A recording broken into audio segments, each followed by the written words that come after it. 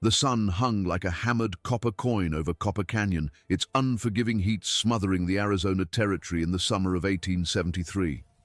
Cole Brennan lay face down in the dirt, his blood mixing with the red dust until it was impossible to tell where he ended and the desert began. Behind him, the stagecoach burned in a violent orange roar, smoke twisting into the blue sky like a dying spirit clawing for escape. 3 bodies were scattered across the canyon floor. Men he had ridden with, men he had joked with this morning, now empty husks. And the young Apache woman he had sworn to deliver alive. She couldn't have been more than 20, her ceremonial dress torn and blood-stained, her black hair fanned across the ground like spilled ink. Cole felt the knife wound in his side, pulsing in rhythm with his heartbeat, each throb a countdown he couldn't stop. 4 inches deep, 3 inches left of his ribs. A killing strike delivered by a man who had smiled as he drove the blade home. Garrett Sloan, McBon gang leader, arms dealer, human venom wearing a human face, had leaned in close during the fight, his breath hot and rancid. "That's for interfering, Brennan. That's for thinking you could save her. Remember this feeling. Remember dying alone for nothing." Then he and his men had ridden off, leaving Cole to bleed out under a merciless sun with no water in sight and the Winchester lying 6 feet away, far enough to be useless. Dust settled over him like a burial shroud. The temperature already hovered near 104 dig, and every breath felt like swallowing burning sand. His job had been simple: protect the woman, deliver her to Fort Apache, collect $50, disappear into another forgettable town. Instead, she had died with a bullet through her chest, whispering something to Garrett before the end, words that made the murderer smile with triumph before he shot her point blank. Cole closed his eyes and waited for the darkness to take him. Instead, he heard footsteps, quiet, deliberate, approaching over gravel. A shadow blotted out the brutal sun. Cole forced his eyes open a sliver, expecting one of Garrett's men returning to finish him. Instead, an Apache man around 40 stood over him, face weathered and still as carved stone. He wore traditional buckskin, a leather medicine bag slung across his shoulder. His dark eyes swept over Cole with clinical assessment, weighing the wound, the blood loss, the nearness of death. Without a word, he knelt and opened the medicine bag. His hands moved with the calm precision of someone who had stitched too many dying men back together to be shaken by another. He crushed yarrow between his palms, releasing a sharp green scent that cut through the smoke and blood. He pressed the paste into Cole's wound. Pain detonated like lightning under Cole's ribs. Cole's scream echoed off canyon walls, but the man held him down with one hand, continuing the work without hesitation. Willow bark, ground and boiled, more herbs, a salve that burned so fiercely Cole nearly blacked out. Then came the stitching, 14 agonizing pulls of a tendon needle, each puncture a promise that life might still cling to him if he endured. When the man finished, he lifted Cole's head gently and offered water from a skin. Cool, mineral-rich, life-giving. Cole drank greedily until the man pulled it away. "Why?" Cole rasped. "Why help me?" The man looked toward the burned coach, toward the fallen young woman. She was someone's daughter, someone's sister. You tried to save her. That is enough. For 3 days, Cole slipped between fevered dreams and the steady ritual of healing. The man, Neshoba, the wolf who walks alone, brought roasted rabbit, prairie turnips, bitter decoctions that kept infection at bay. His hands were gentle but unyielding, changing dressings every 6 hours.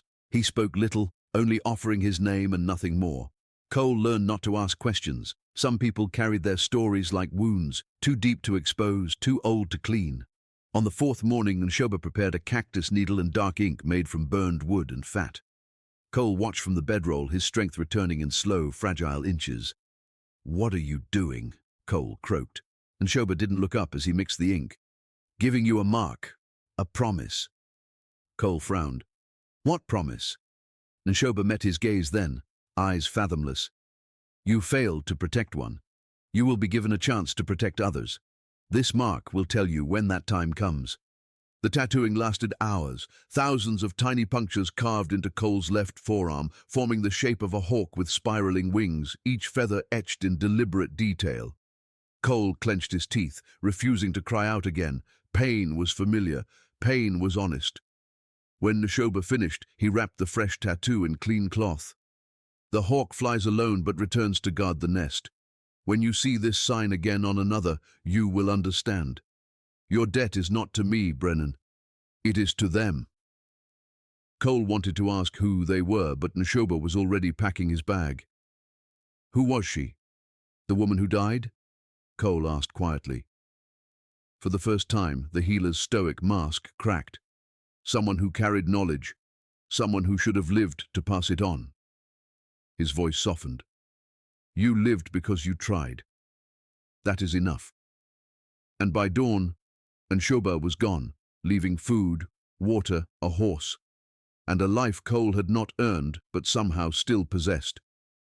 Cole rode south after Neshoba vanished, carrying the ache of the healer's words like a second heartbeat beneath his ribs. He bought land in Ash Creek Basin under the Homestead Act, 640 acres of stubborn soil, dried creek beds, and wind-carved rock formations. With hands still scarred from gunfights he wanted to forget, he built a cabin from pine logs, dug a 40-foot well, and bought 50 head of Texas longhorns. For 5 years he lived quietly, no gun-for-hire work, no blood money, just sunrises, cattle, and the slow, anonymous redemption that came from fixing fences and sweating under the honest sky. People in Willowbend kept their distance. They sensed violence in the way he moved, in the pale scar near his ribs, in the gun he wore but never drew. He didn't correct them. Silence suited him. And though the tattoo on his arm faded slightly, it never vanished. At night he would trace the spiraling hawk with one fingertip, wondering if the promise Neshoba had spoken had been real or if it was just the fever talking. 5 years passed with no sign, no meaning, no second chance, until June 15th, 1878. Cole rode into Willowbend that morning for supplies. The town was small, 247 souls, 12 buildings, dust for streets, and gossip carried on the wind. He bought flour, coffee, salt, and ammunition. Routine things for a simple life he forced himself to maintain, but as he turned to leave, noise erupted from down the street. Shouts, jeers, the ugly energy of men with too much boredom and too little conscience. The auction yard. Cole hesitated, instincts telling him to ignore it, to go home, to keep his quiet life intact. But something inside him pulled, tight and insistent, a pressure like invisible hands on his shoulders. Before he fully decided, his boots were carrying him toward the crowd. Cyrus Plank, a sweat-drenched man who thrived on misery, stood on the platform. Now, gentlemen, something special, he crowed. 2 Apache women were shoved onto the stage. Cole froze. The older woman stood tall despite the rope biting into her wrists. Torn calico dress, eyes fierce, pride unbroken. Her left shoulder bared where fabric had torn, and there, stark against her skin, was the spiraling hawk. His spiraling hawk, identical, perfect. Time didn't just slow, it collapsed. The world narrowed to her and the mark she carried. Neshoba's voice echoed across years. When you see the sign again on another, you will understand. The younger woman huddled behind her sister, barely 20, trembling, tears carving clean lines in the dust on her cheeks. Cyrus grinned with tobacco-stained teeth. 2 Apache squaws, young and strong, $15 for the pair to start. Bidding erupted immediately, men shouting, laughing, leering. Cole's jaw clenched. He watched the older woman scan the crowd with cold intelligence, counting threats, evaluating distances. And then her gaze hit him. Hit the exposed part of his forearm where his sleeve had slipped back. Her eyes widened. Recognition flashed between them like lightning. She saw the mark. She knew it. She knew him, or at least the legacy he carried. Something passed between them, unnamed, but undeniable. Carson Pike, a trader known for selling human lives like livestock, bid $40. Cyrus lifted the hammer. Cole's voice cut through the yard. 75. Silence fell so sharply it hurt.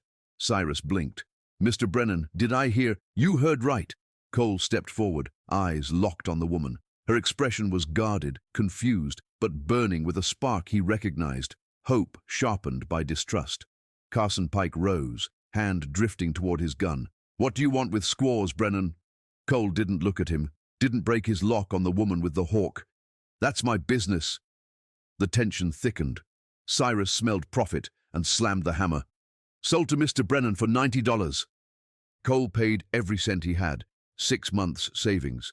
But when he approached the platform, Cyrus smirked, weighing the coins. "Ah, small thing I forgot to mention. 90 buys you one. High-value seizure, see? Younger one sells separate." The older woman, Mira, snapped toward him with horror.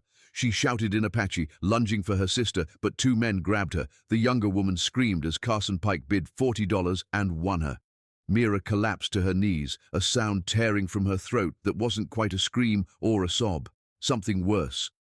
Cole watched helplessly as Senna was dragged toward a wagon, tied down despite her thrashing. Mira's eyes burned into him. "You let this happen."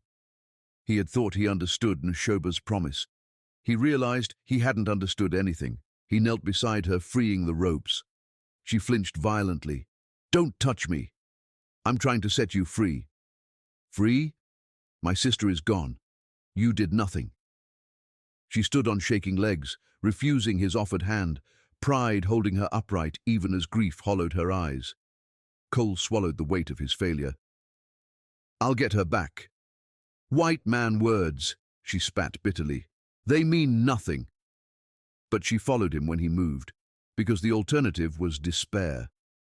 He bought her a horse with the last of his coins, leaving himself completely broke.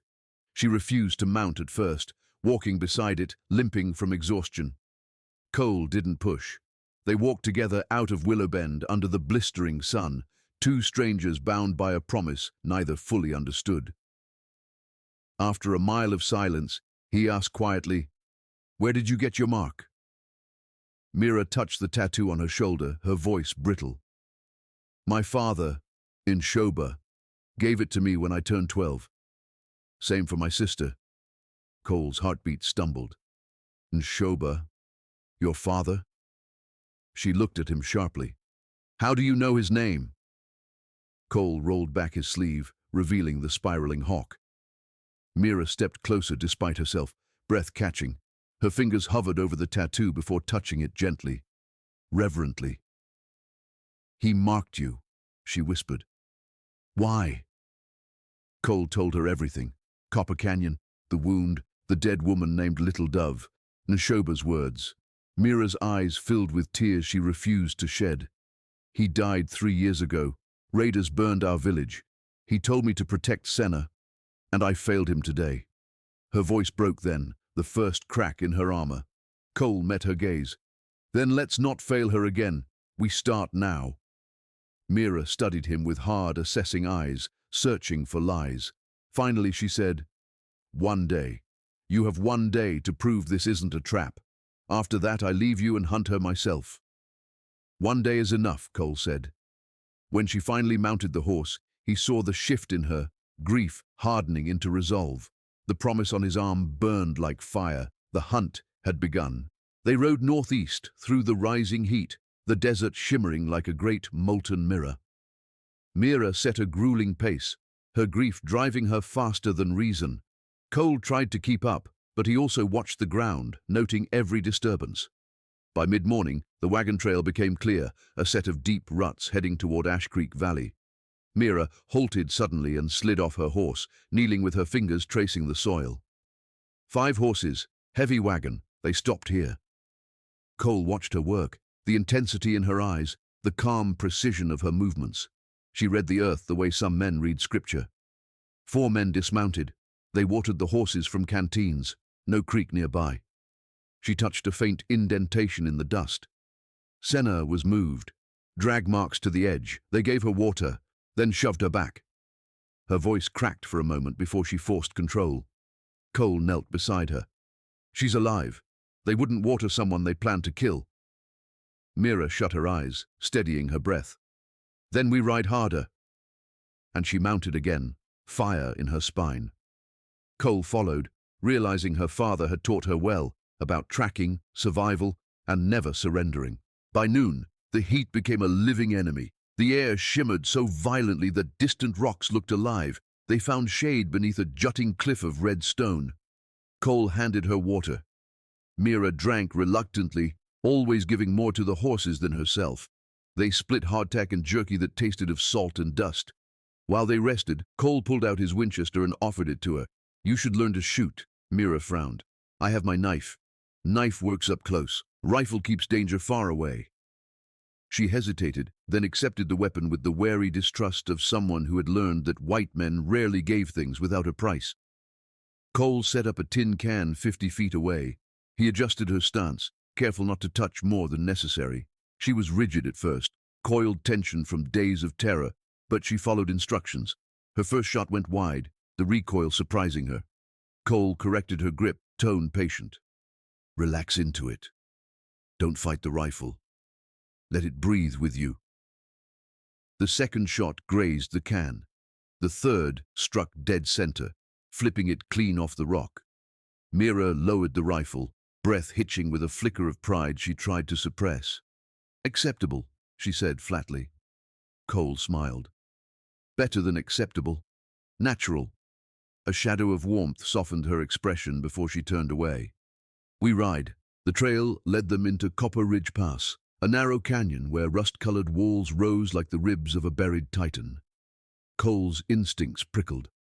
Something was wrong. No birdsong, no wind, no life. Only the hush of a trap, waiting to spring. He slowed his horse. Mira. She halted immediately, hand drifting to her knife. Before Cole could speak again, a rifle cracked from above. The bullet slammed into the rock a foot from his head, spraying chips across his cheek. Down! Cole shouted, diving off red and rolling behind a boulder. Mira leapt from her horse and followed, moving with fluid grace. More shots rang out, echoing off stone. 3 riders appeared on the ridge, Garrett's men. One wore a black hat, another had a deep scar across his face, and the youngest looked barely grown, his rifle trembling in unsteady hands. The scarred man shouted down, "Garrett sends his regards, Brennan!" Cole fired back, sending the man ducking. Mira's eyes darted over the canyon wall, calculating. Without waiting for permission, she climbed, using cracks and outcroppings with silent efficiency. Cole provided covering fire, drawing the ambusher's aim. Mira crested the ridge behind the youngest gunman. He turned too late. She hurled a rock with deadly accuracy, striking his temple. He stumbled, and she was on him, knife flashing, disabling his gun hand before kicking him hard. He lost his footing and fell 30 feet, hitting the ground below with a sickening finality. Cole's shot hit the man in the black hat as he aimed at her, spinning him around and dropping him. The scarred man snarled and drew his pistol, taking aim at Mira. She had no cover. Cole fired, but Mira moved first. She threw her knife with perfect precision, the blade burying itself in the man's thigh. He screamed, collapsed, and rolled off the ridge. Silence returned, broken only by labored breaths. Cole climbed to Mira, checking her quickly. She nodded, retrieving her knife with practiced ease. "Your father taught you well," he said. She didn't answer, but the faintest pride flickered in her eyes. Below, the scarred man still breathed, the knife wound bleeding heavily. Cole knelt beside him and grabbed his collar. "Who sent you?" The man coughed blood. "Garrett. Scout saw you leave Willowbend. He knows you're coming." Cole's pulse tightened. "Where is he?" "Shadow Pine Hollow, 2 days northeast." The man's eyes flickered with grim amusement. "You're walking into a trap. 20 men, enough to kill you both." Mira's voice hardened. "Where is my sister?" The dying man smirked weakly. "Alive. For now. He wants her. Wants you. Wants the gold little dove told him about." Cole's gut dropped. "What gold?" The man coughed harder. "Spanish missions. Buried treasure. The story your little dove died to protect." Then his eyes went still. Cole let the body fall back, tension crawling through his spine. Mira stood rigid, face pale beneath the dust. "Little Dove knew the old stories. So did my father. But Senna and we don't know the location. He'll kill her when he learns that." Cole checked the bodies, collected ammunition, and retrieved the scattered horses. He noticed blood staining Mira's sleeve. "You're hit." She tried to pull away, but he caught her gently. The bullet had grazed her shoulder, cutting a shallow trench. He cleaned it with whiskey, the liquid burning through torn flesh. Mira gritted her teeth, refusing to flinch. Cole wrapped the wound carefully. "Pain tells you to be careful next time," she muttered. Cole met her eyes. "Pain also tells you you're alive." Their gazes lingered, something unspoken passing between them, before she stepped back, reclaiming her distance. They found shelter in a shallow cave a mile from the ambush. As the sun set, Cole cooked a rabbit he'd shot earlier. They ate in silence, both exhausted. When Mira's eyelids drooped, Cole said gently, "Sleep. I'll take first watch." "We split the night," she insisted. Her tone brooked no argument. They agreed, 4 hours each. While she sat guarding the entrance, Cole lay down, sleep dragging him under. He dreamed of Neshoba's stern eyes, of little Dove's dying whispers, of Garrett's knife twisting in his ribs. When Cole woke, the fire had burned low and the temperature had dropped sharply. Mira trembled with cold, her thin dress no match for desert nights. Without speaking, Cole draped his blanket around both of them, pulling her close. She stiffened instinctively, then slowly relaxed into the warmth. "This means nothing," she muttered. "I know, just survival." But he felt her heartbeat steady against his chest, felt trust creeping through the cracks she fought to keep sealed. Before dawn, she spoke softly, her voice heavy with memory. She told him of her village, the raid, the militia that came not for justice, but for land. She told him of her father fighting 4 men alone, of carrying her screaming sister through fire. And Cole listened, realizing that the mark on their arms was more than ink. It was a bridge between worlds that should have never touched. When dawn finally broke, they saddled the horses. Mira rubbed sleep from her eyes, her voice steady. "We tracked them today," Cole nodded, "and we get your sister back." The promise between them, unspoken but iron strong, carried them into the rising sun. Dawn bled slowly across the desert, pale blue turning gold as Cole and Mira followed the trail into Ash Creek Valley. The sun climbed fast, promising another brutal day. Mira led, eyes fixed on the ground, reading faint scuffs and broken stems as if they were written words. Cole kept watch behind, knowing Garrett might send more men. By mid-morning, they noticed smoke rising faintly in the distance, too dark, too steady to be a campfire. Mira urged her horse forward, desperation tightening her posture. They crested a ridge overlooking a shallow ravine, and both froze. Carson Pike's wagon lay overturned, burned to a blackened skeleton. The horses were gone. 2 bodies, half-rotted and covered in flies, sprawled nearby. Oak-handled pistols, bullet casings, bloodstains. Cole scanned the ground. 6 sets of boot prints, fresh within hours, drag marks, and then Cole. Mira's voice was flat, brittle. He followed her to a cluster of bushes. Carson Pike was tied to a tree, beaten so badly his face was barely recognizable. Still alive, barely. When he opened his eyes, Mira stepped forward, knife in hand. "Where is she?" she demanded. Her voice was low, lethal. Carson coughed blood. "Garrett. Ambushed us. Took her. Didn't want to pay." Mira's hand trembled, blade inches from his throat. "Where?" "Shadow Pine Hollow," he rasped. "He's waiting. For you. Wants the family. Wants the gold." His laughter was wet and uglier than his wounds. "He'll kill you both." Mira's arm tensed, ready to strike, but Cole placed a hand on her wrist. "Mira, don't." "He sold her," she cried. "Killing him won't bring her back." She trembled, torn between rage and reason. Slowly, painfully, she lowered the blade. Carson exhaled once, a rattling sigh, then he slumped, dead. Before they could move, the sound of horses came from the north. Cole and Mira drew weapons and took cover behind the burned wagon. 5 riders approached, not white men, Apache warriors. The lead rider, tall and stern, dismounted when he saw Mira. "Takakota," she breathed in relief. He approached with reverence. "Mira, the spirits guided us. We saw smoke signals near Willowbend, messages about Neshoba's daughters. We came to help." His gaze shifted to Cole, sharp and assessing. "Who is he?"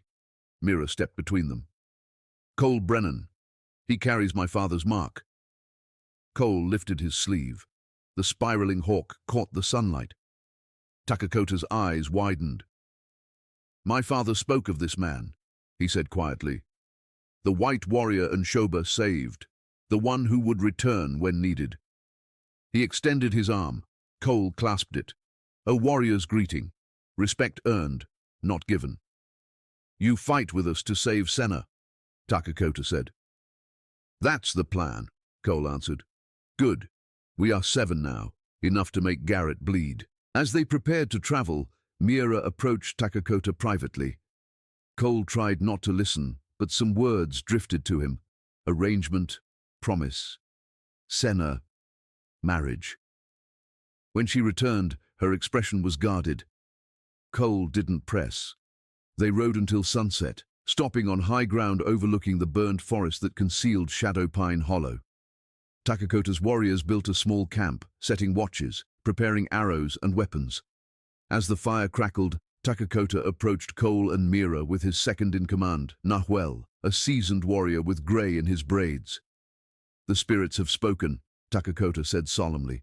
Nahuel had a dream, hawks flying over burning trees, a sign. Cole didn't believe in signs, but he believed in these men. Nahuel studied Cole with grave eyes. "You stand at a fork," he said in careful English. "One path leads to death, one leads to life. The choice will come at a moment of blood, mercy or vengeance." His words hung heavy in the cooling air. Cole nodded, feeling their weight more than he wanted to admit. As the sky darkened, the camp quieted. Warriors sharpened blades, whispered prayers, painted their faces. Cole and Mira sat side by side near the fire. The space between them was filled with unspoken fear. "If this goes wrong tomorrow," Mira said softly, staring into the flames, "if we don't make it out, you kept your promise, you tried. That counts for something." Cole shook his head. "It counts for everything only if we succeed." Her expression softened. "Still, thank you for coming back, for not dying, for trying to save people who aren't yours." Cole hesitated. "You are mine," he said quietly, "at least for now, because your father made sure of it." Mira looked away quickly, emotions flickering across her face like shadows. "Don't say things you don't mean." "I don't waste breath on lies," he replied. She swallowed hard. "Then promise me something. Anything. Don't die tomorrow." He almost smiled. "I'll do my best." She held his gaze for a long moment, eyes betraying fear she couldn't voice. Then she rose and walked toward her bedroll, leaving him with the echo of her words. Later, unable to sleep, Mira joined Cole on a boulder overlooking the moonlit desert. They sat shoulder to shoulder, neither speaking for a long time. The quiet felt sacred. "When I was 6, Mira whispered, "I fell into a river, couldn't swim. The current dragged me under. My father jumped in, still wearing his winter clothes. He could have drowned, but he never hesitated. He pulled me out."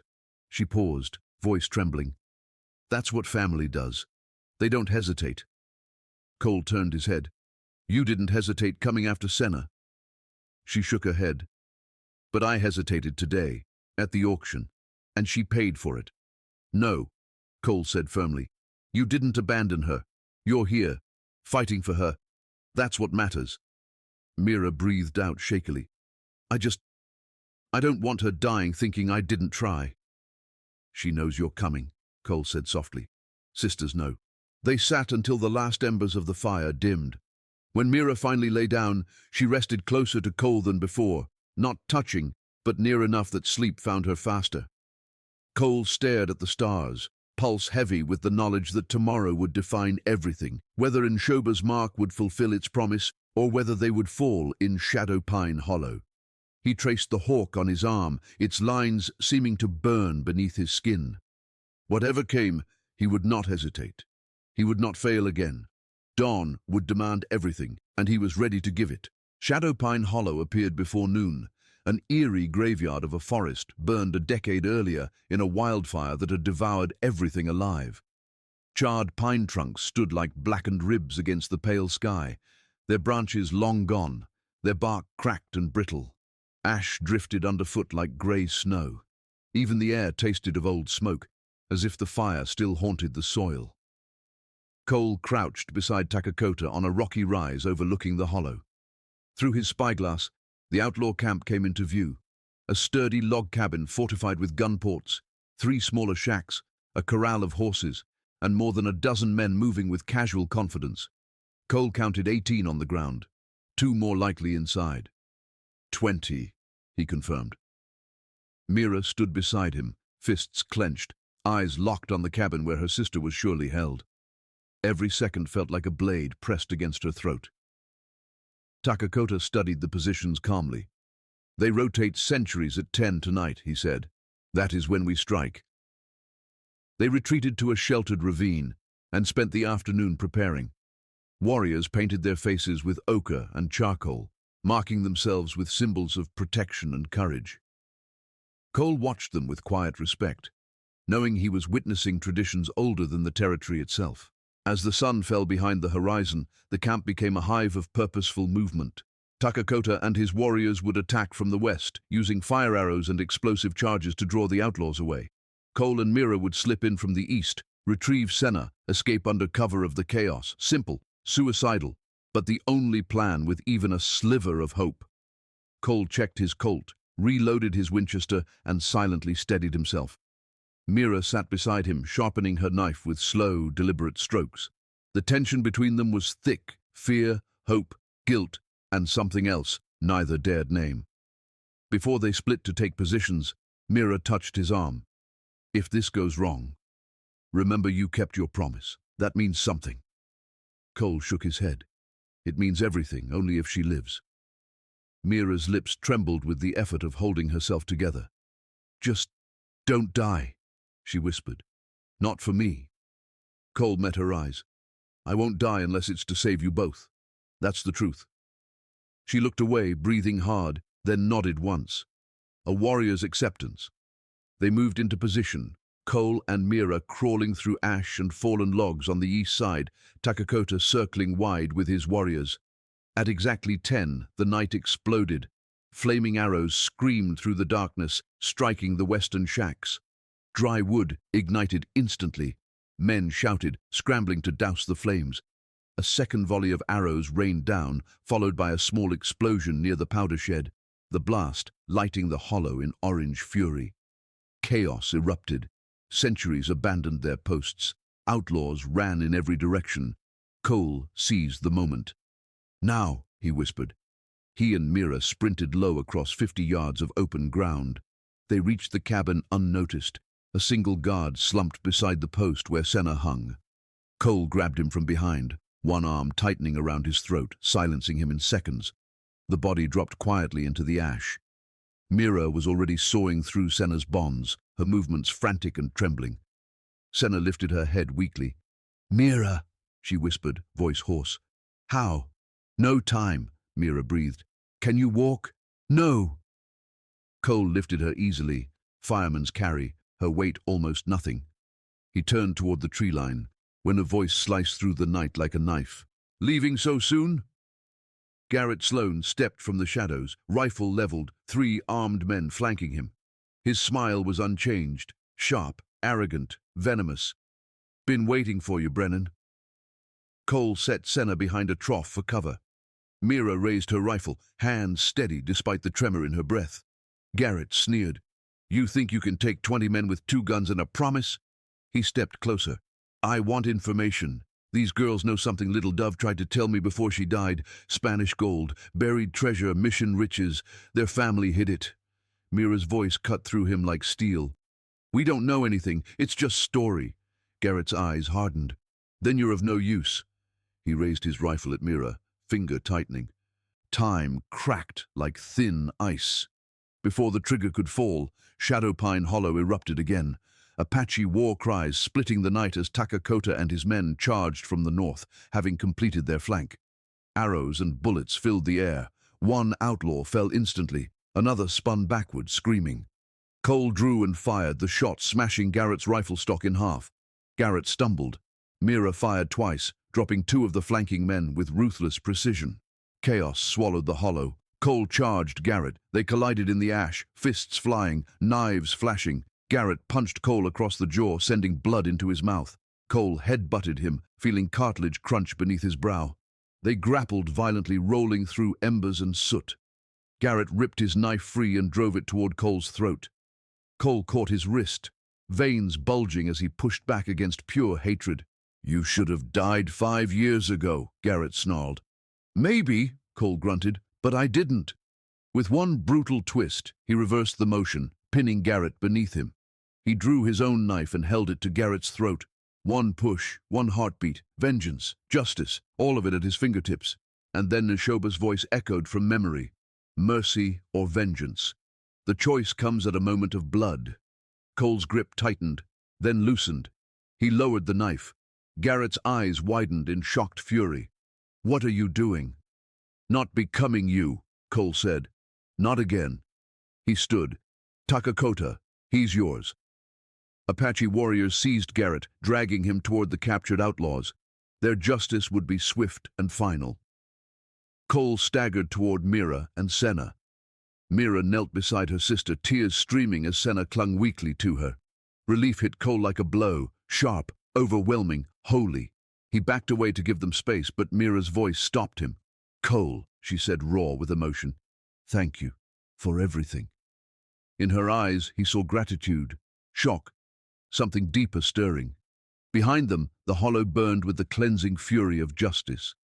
Above them, the hawk mark on his arm throbbed warm beneath his skin, as if Neshoba himself were watching.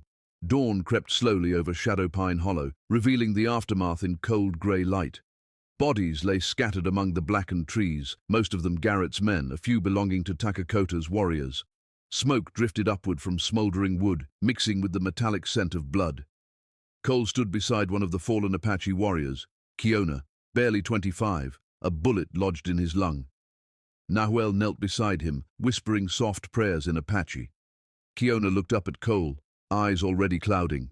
We won? He breathed. Cole nodded. We won. Senna is safe. A faint smile touched Kiona's lips. Good. Tell my family. I flew with the hawk.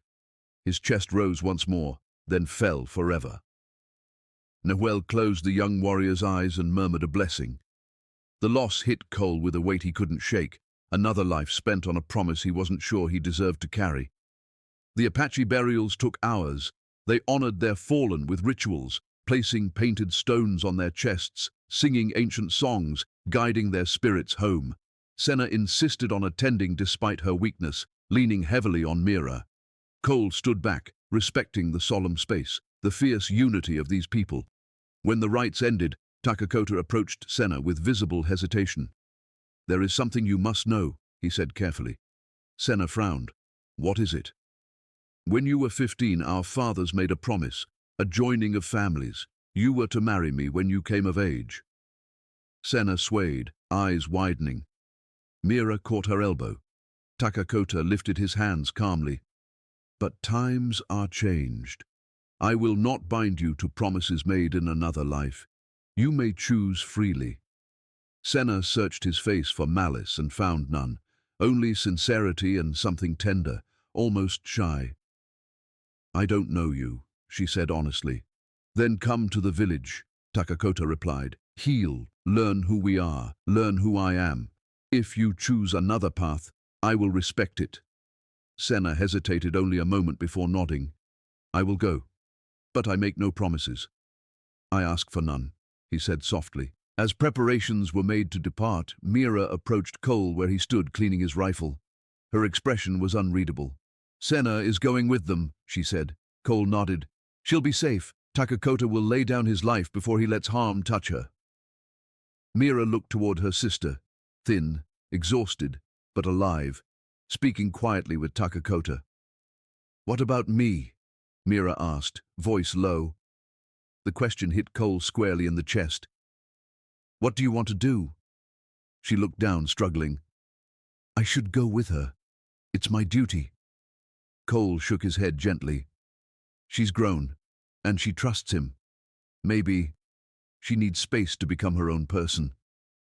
Mira's jaw tightened. I don't know how to stop running, she whispered. For 3 years, survival has been the only thought in my head. Cole stepped closer. Then maybe it's time to learn something different. She lifted her eyes to his. Is that an invitation? Ironwood Ranch has room, he said softly. No expectations, just a place to breathe. Mira studied him for a long, silent moment. Some internal battle played across her features. Then she exhaled shakily. I'll come. For a while. For as long as you want, Cole replied. She almost smiled. Don't start dreaming. I'm still keeping my knife close. Good. Cole said. I sleep better knowing you're armed. Farewells came with tears.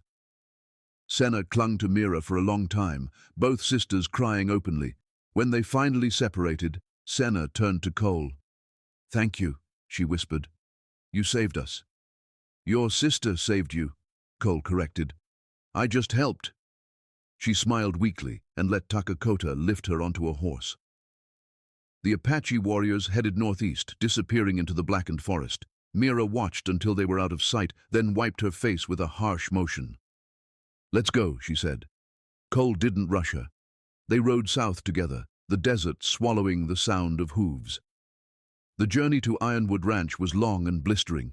They stopped only to rest the horses and drink sparingly from warm canteens. By late afternoon, Mira's injured shoulder throbbed, her movement stiffening. Dust coated her skin and tangled in her hair, but she never complained.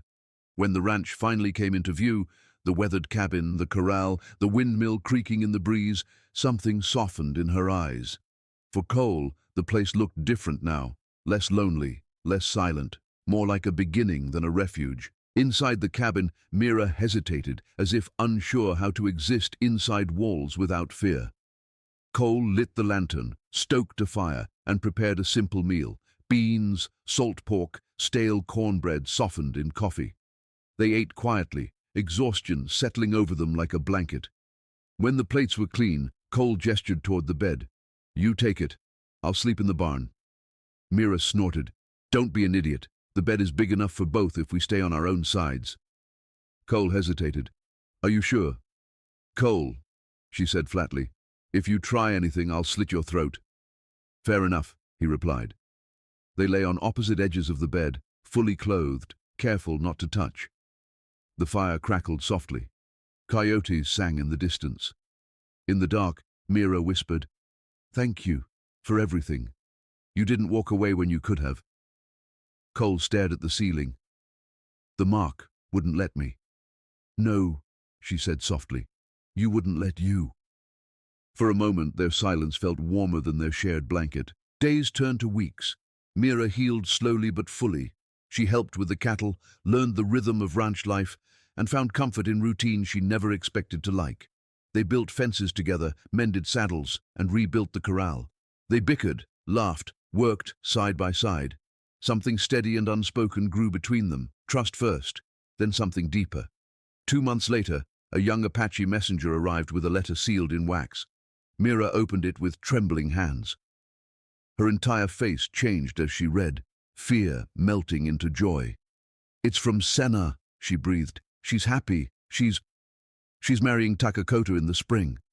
Her eyes filled with tears. She wants me there. She wants you there too. She says you're family now. Cole froze. I'm not. What? Mira stepped close. Not family? Not part of this? Cole swallowed. I don't know what I am. Then let me tell you, she said softly. You're the man who saved us, the man who kept his promise, the man I... She stopped, breath unsteady. The man I want to stay with. She moved closer, heart pounding. I came here planning to leave, but I don't want to go. Not anymore. I want to stay. If you want me. Cole felt something inside him shift, like a door opening after years of being locked. I want you here, he said, for however long you choose. She touched his chest. Then I choose this. I choose you. He pulled her into his arms carefully, her body fitting against his as if made for it. Their first kiss was slow and trembling, born from surviving hell together. Outside, the desert wind whispered through the grass, carrying promise instead of fear. Spring arrived with colors Ironwood Ranch hadn't seen in years. Rains had been generous, coaxing green from soil usually content to sleep in dust. Wildflowers burst across the basin, yellows, purples, improbable blues that softened the harsh lines of the land. Cole and Mira worked side by side, their days shaped by the steady rhythm of ranch life, mending the corral, repairing the roof, building a second room onto the cabin. Every task pulled them closer, not through dramatic gestures, but through small, constant moments, passing tools, sharing stories at dusk, brushing dust from each other's shoulders after long days. Their partnership grew naturally, quietly, like water wearing a path through stone. One evening, as they finished setting posts for the new corral, Cole wiped sweat from his brow and looked out across the glowing basin. "Funny," he murmured. "I built all this to be alone." Mira leaned against the rail, her hair wind-tangled. "And now?" He glanced at her, really looked at her, and felt something grounding inside him. Now it feels like it finally makes sense. 5 months after Shadowpine, they saddled the horses for the ride northeast. Mira dressed in soft doeskin and silver jewelry, gifted by Takakota's people, each piece carrying meaning she treasured silently. Cole wore his best, clean shirt, polished boots, hair tied neatly. They rode 5 days through open country that had once been deadly but now seemed beautiful in ways they hadn't noticed before. When they reached the Apache village, it felt alive with celebration. Hides painted with symbols of union, bright blankets hanging from poles, children running with wild laughter. Senna appeared first, healthy, radiant, no longer the hollow-eyed prisoner they'd rescued. She ran into Mira's arms, nearly knocking her over with joy. Then she hugged Cole tightly. "You came," she said, eyes bright. "Of course," Cole answered softly. "We wouldn't miss it." Takakota approached then, wearing ceremonial paint, chin high with pride. His smile toward Cole held genuine gratitude. Toward Mira, it held respect. Toward Senna, it held love. The wedding ceremony took place under a canopy of pine branches decorated with eagle feathers. Drums echoed across the valley, deep, steady, ancient. Takakota and Senna spoke vows in both Apache and English, promising honor, respect, and partnership built on choice, not obligation. Chief Matto presided with solemn dignity. When the ceremony ended, the village erupted into song and dancing. Cole watched Senna laughing, dancing with the women, her face open in a way he had never seen before. Mira stood beside him, her hand finding his naturally. "She looks happy," Cole said. "She is happy," Mira replied. "And safe." He glanced at her. "You did that." "We did that," she corrected softly. As night fell, Takakota approached them with gifts. 2 carved hawk feather pendants. "For the ones who brought her home," he said. "For the ones who carry Enshoba's promise." Mira's eyes softened. Cole bowed his head in gratitude. Later, as the feast wound down and laughter drifted across the firelit village, Cole and Mira walked toward the edge of the valley. The stars above were blindingly bright. Mira stopped suddenly. "I have something for you," she said. She tugged back her sleeve, revealing fresh ink, an identical spiraling hawk etched onto her forearm beside her father's original marking. The skin was still faintly red. Cole stared, breath catching. "When did you—" "Last week," she whispered. "I wanted us to match. 2 hawks, 2 promises, 1 path." Cole touched the new tattoo gently, understanding the depth of what she'd offered. "It's perfect," he murmured. She stepped closer, her forehead brushing his. "It means I choose this life, and I choose you." Their kiss was deeper than the first. Slow, certain, a promise sealed as surely as the ink on their skin. They stayed 3 days before riding home. The journey back to Ironwood felt lighter. No fear at their backs, no storm waiting on the horizon. When they reached the ranch, the place felt different, as if it welcomed them both. They built new routines, shared mornings, long days working under the sun, quiet dinners, nights that grew warmer and more intertwined, as trust deepened into something unbreakable. Mira no longer winced at every sound. Cole no longer woke with nightmares. Their scars remained, but softened. 2 pasts weaving into one future.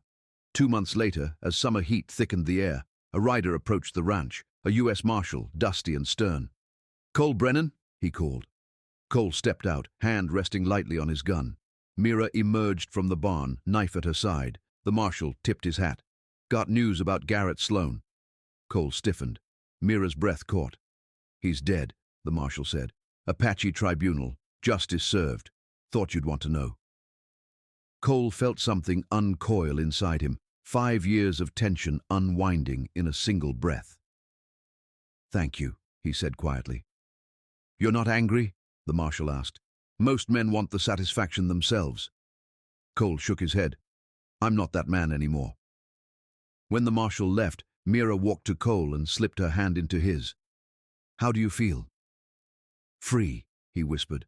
Finally free. That evening they sat on the porch watching sunset wash the basin in gold and purple. The cattle grazed peacefully. The windmill creaked. For the first time, the world felt whole. Mira rested her head on his shoulder. My father, she said softly, would have liked this.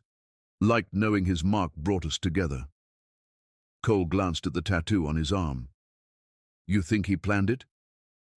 I think he saw what you could become.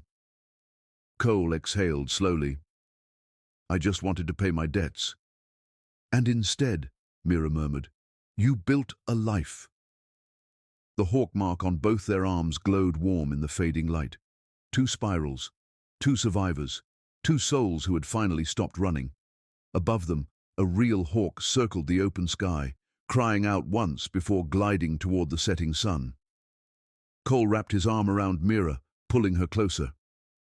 Welcome home, she whispered. Home, he echoed, meaning it for the first time in years.